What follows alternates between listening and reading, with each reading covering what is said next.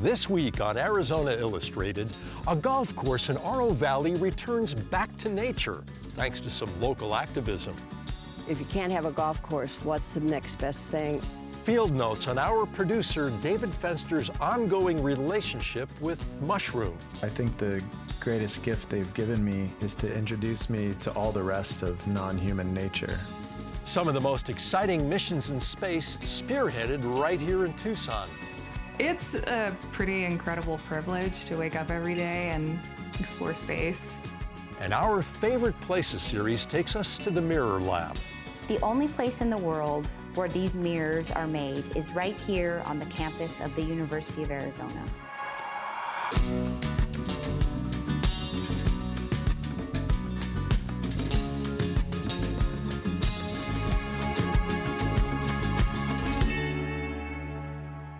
Hello, and welcome to another all-new episode of Arizona Illustrated. I'm Tom McNamara, and thanks for joining us from Honeybee Canyon in beautiful Oro Valley.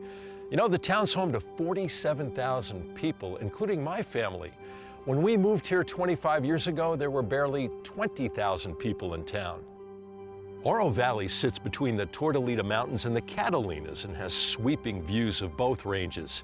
Many residents take advantage of the proximity to nature through the town's many bike paths and hiking trails and parks. These public areas also double as wildlife corridors.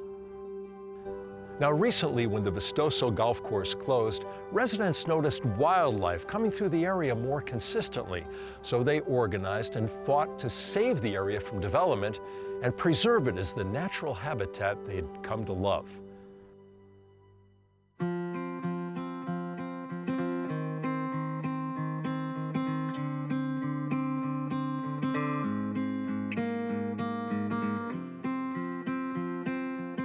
We knew that it would never be a golf course again.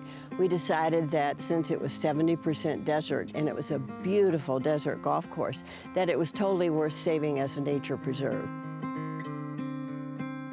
It's putting out a lot of flowers now, and we got fruit coming, so there'll be more growth in here. After the golf course closed, for a while it stayed very green, and the fairways still had grass for a while. They tried to keep it going in case a buyer could buy it. Then we gradually noticed that it was turning into more of a Sonoran desert environment, but the animals still remained. It was a wildlife corridor, we noticed, that they'd transit by our place every day or two. Herds of mule deer, little family packs of javelina and coyotes. So it was just like a wildlife TV show, live. You see bicycle riders, you see walkers, all along the 6 miles of the former cart path. We've spent 2019 organizing, growing our members. We now have 1,850 members of Preserve Vistoso. And then in 2020, we demonstrated to the town that we were pretty serious about this. In March, the property owner filed to rezone almost half of this property with either houses and/or a senior living center in the middle of one area where the driving range was. We, of course, were totally opposed to it. It was COVID time, so we had to do Zoom and emails, and we sent 1,300 emails to the town of Oro Valley. We tested the strength of their Zoom calls with hundreds of people attending, and we went to town council meetings and said, no, no, no, you cannot change the zoning to allow all these houses here. It will break off the wildlife corridor, and it will ruin what we know as this beautiful nature preserve. One of our members went and got the Conservation Fund, which is a nationally recognized organization, to come here. And they were so impressed, I think, by what we were doing that they decided to help us. Once you get the trees in, like over there, then you're going to be okay. Right. We wanted to do a survey of the plants and animals here at the preserve. You know, what did it look like when it started off? What were the kind of the ecology of the place when it started off? So we only had about 20 different kinds of plants and animal species, and we now have a patriotic 1,776 observations of 328 species. We raised the money to purchase this. Some almost $2 million the community raised to purchase this, to allow the Conservation Fund to purchase this. They purchased it, put it into a Nature Conservancy, and they closed in February, I believe, on the property and donated it to the town on July 8th. And now we're in the planning stages, and we're so excited about what this can be.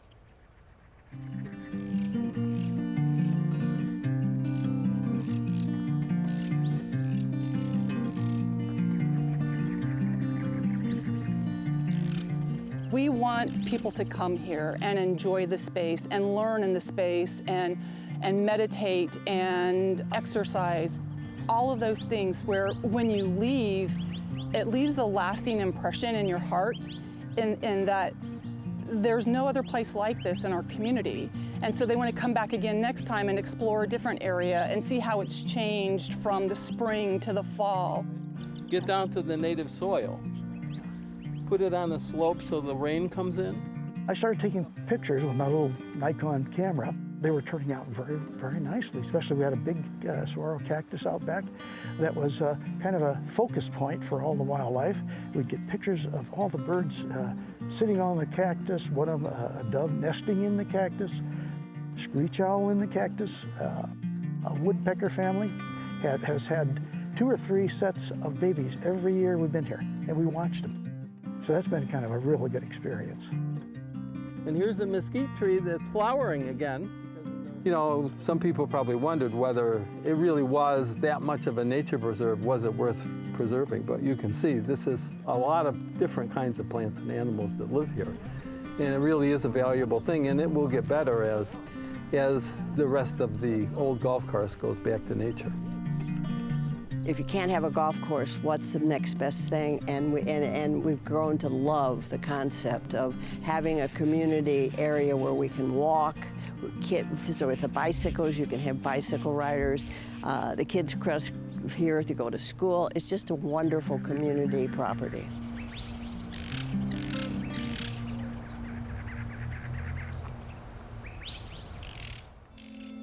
Arizona Illustrated producer David Fenster is passionate about fungi and filmmaking.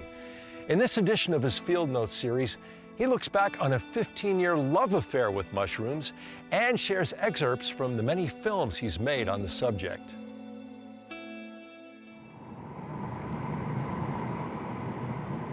It's a misty morning up on Mount Lemmon. It's August. The creeks are all flowing. We've had a lot of rain lately, and the mushrooms are out. This is Boletus barosii, the white king bolete, a delicious edible mushroom. I got into mushrooms about 15 years ago after seeing this book, All That the Rain Promises and More, written by this guy, David Aurora. Here he is mushroom hunting in an outfit made out of tree bark. I'd never seen a book quite like this. It was a highly regarded field guide, but it also had sections on dyeing your dog with pigments derived from mushrooms and haiku poetry. It was as much a portrait of the mushroom hunting community as it was a portrait of the mushrooms. David Aurora let me tag along on a foray with him several years ago, and I got to make a film about him in the book. This is on page 150. This one's called The Hideous Gumpidious. If you dig it up, at the base it's going to be bright yellow. See that? Yeah. So that bright yellow base, the gills start... At the end of the day, he cooked up some porcini mushrooms we had found over the fire. Boletus edulis, very similar to the Boletus species I'd just found on Mount Lemmon. This wasn't the first film I'd made about mushrooms, including this video you're watching right now. I've made 9 videos about mushrooms and mycology, the study of fungi. Initially, I was attracted to their forms and colors. I just couldn't believe what I was seeing in these books existed, and I could go find these things out on a hike. This is wood ear. It's a popular ingredient in Chinese cuisine. And this is witch's butter. Apparently it's edible, but completely tasteless. I've never tried it. It seemed really important to me at one point to film mushrooms spinning around. My friend, who's an electrical engineer, built me this portable turntable to take out into the forest. This is an Earth star. Earth stars and puffballs, which are similar, don't have gills, and they emit trillions of spores when their fruit bodies burst open in response to impacts like falling raindrops. This footage is from a film called Puffballs and Earth Stars. I had some musician friends create a score for the film.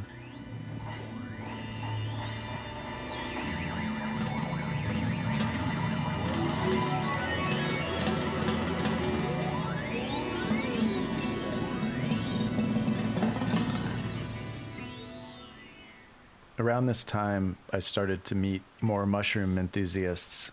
This is a film I made about Bob Cummings, a mycologist who lives in California.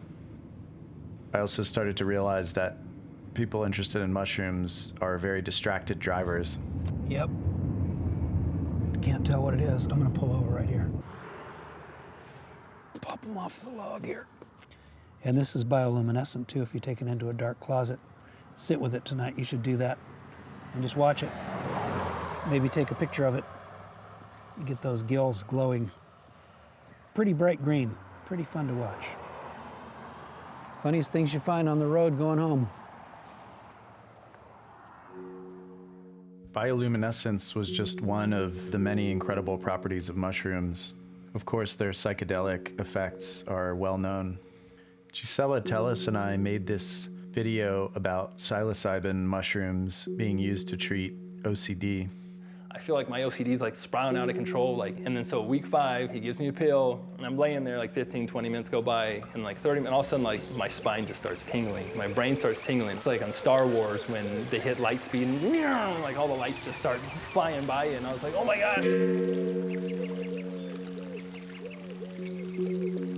So this is what normal state of consciousness looks like after someone was given a placebo or a sugar pill. This is what the brain looks like under the acute influence of psilocybin or magic mushrooms.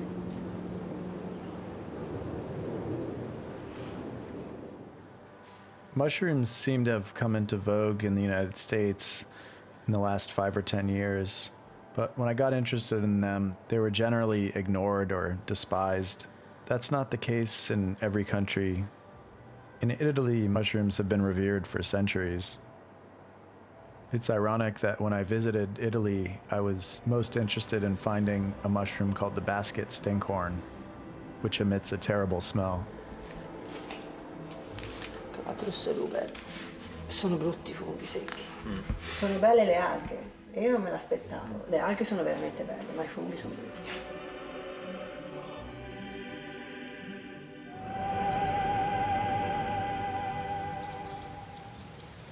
After visiting other places and seeing how other cultures relate to mushrooms, I got really interested in how Americans relate to mushrooms. This film called Fly Amanita is about an Amanita muscaria mushroom lamenting the deterioration of his species' relationship to humans. Basically, I'm a reproductive organ. I'm a mushroom, a fungus.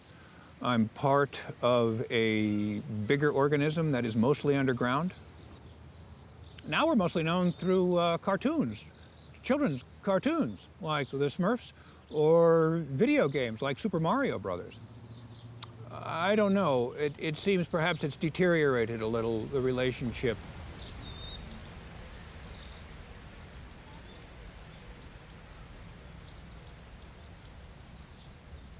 After 15 years, I'm still interested in mushrooms, but I think the greatest gift they've given me is to introduce me to all the rest of non-human nature. To find and identify mushrooms you have to be able to identify trees because lots of mushrooms will only grow with specific kinds of trees. So I got interested in trees and learned about trees, and then I became interested in forests and the birds that live in forests and the insects. And then I got interested in ecology and how everything connects to each other. And I feel like mushrooms were my gateway into all that. So thanks, mushrooms, and here's to another 15 years together. Arizona Public Media has been following the OSIRIS-REx mission, spearheaded at the University of Arizona, years before the mission actually launched in 2016.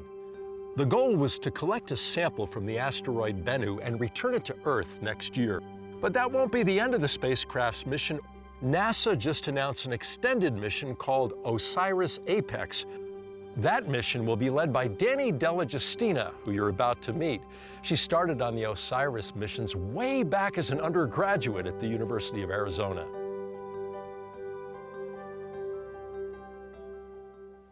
Do you see yourself as a PI of a mission someday? I won't discount anything.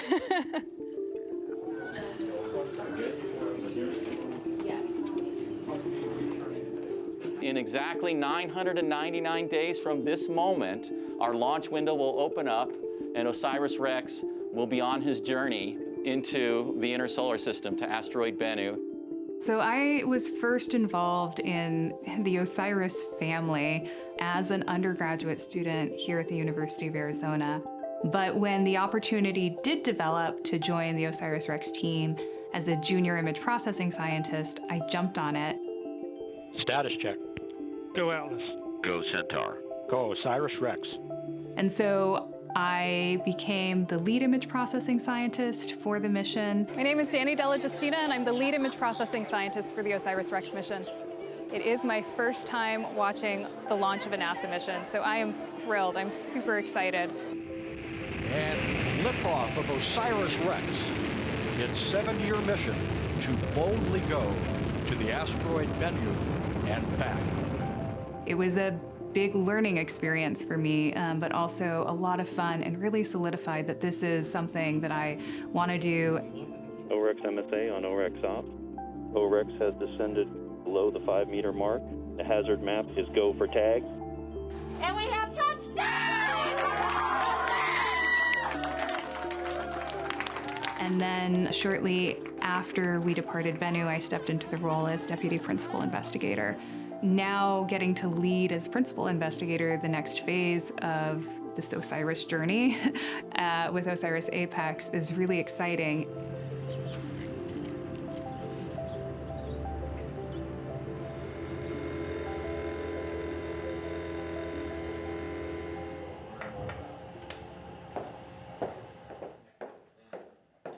So OSIRIS-APEX is an extended mission that will follow on the heels of the OSIRIS-REx NASA mission.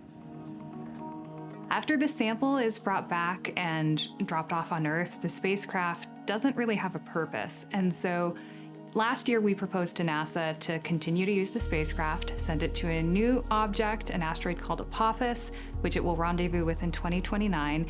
And we're changing our name from OSIRIS-REx, which stood for Origins, Spectral Interpretation, Resource Identification, Security, Regolith Explorer, to OSIRIS-APEX, where APEX stands for the Apophis Explorer. Asteroid Apophis is a pretty infamous object because when it was discovered in 2004, there was an initial scare that it might impact the Earth in 2029. It's a very close approaching asteroid, and later observations of Apophis that same year indicated no, it's not going to impact the Earth in 2029. However, it will get within 1/10 of the distance between the Earth and the Moon, and we'll be able to see it with the naked eye here on Earth. It represents this class of potentially hazardous asteroids well in a couple key ways, and we think that during the 2029 close encounter with our own planet, where it gets this close, that it might get disturbed by that gravitational tug that our own planet is exerting on it. And so we're really excited to send a spacecraft there to observe the effects of this and also just to characterize it as an analog for other potentially hazardous objects. But we are also doing a couple of sporty things with the spacecraft. So at Apophis, we plan to get really close, turn our thrusters up, move a lot of material on the surface, and then back away and take another look. We want to see what its subsurface looks like, and we're excited for this spacecraft maneuver that is going to help us do that. It's a pretty incredible privilege to wake up every day and explore space. We're taking images often of an object that nobody's ever seen before, or at scales that are unprecedented. And so I am the first human in existence to witness something. And that is just nuts and so cool. And I never get tired of it. And that's why I'm a scientist, because I am just addicted to that feeling. And I am so excited that I can continue to do this type of exploration at Apophis. Water reclamation is the process of converting municipal wastewater or sewage into water that can be used for a variety of purposes. Here's a behind-the-scenes look at what the process looks like at Tucson Water and the many places that water is used.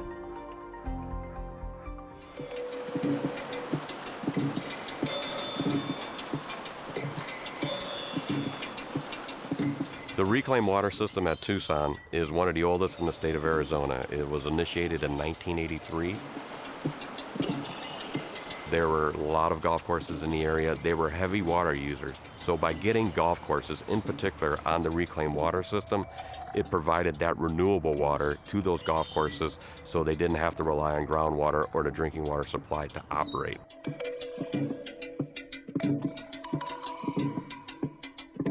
If you look at a map of how our pipes are laid out in the reclaim system, the end of every major pipe is usually a destination resort golf course or a city golf course located in the area. But when we built those pipes to reach those golf courses, we strategically made the pipes go to pick up schoolyards, city parks, county parks, other large turf uses in the community, so multiple facilities could be converted to the reclaimed water system.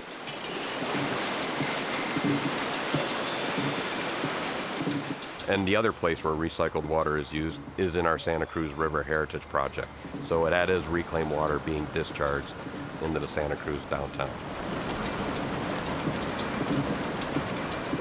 Since 1983, we've expanded the reclaim system throughout the whole region. We deliver between 10 and 14,000 acre feet of reclaimed water to sites throughout the community.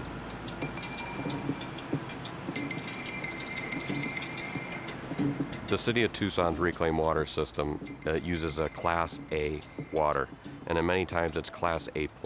The plus means that it's fully denitrified. That would meet the drinking water standards. We don't recommend drinking reclaimed water because we don't do the testing like we do on the potable side, but it is the highest class of renewable water that you can use in the state of Arizona.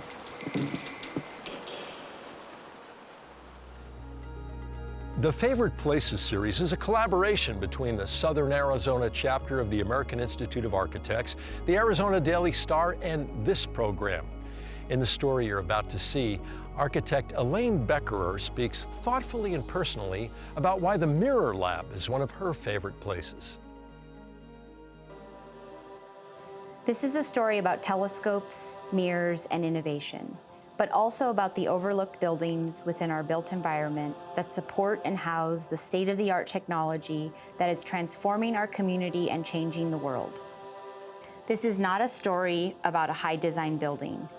It is about bringing to focus the balance that design spaces and buildings are an iteration between requirements and solutions, and often the function of the space is the real beauty. The University of Arizona Football Stadium was originally built in 1928.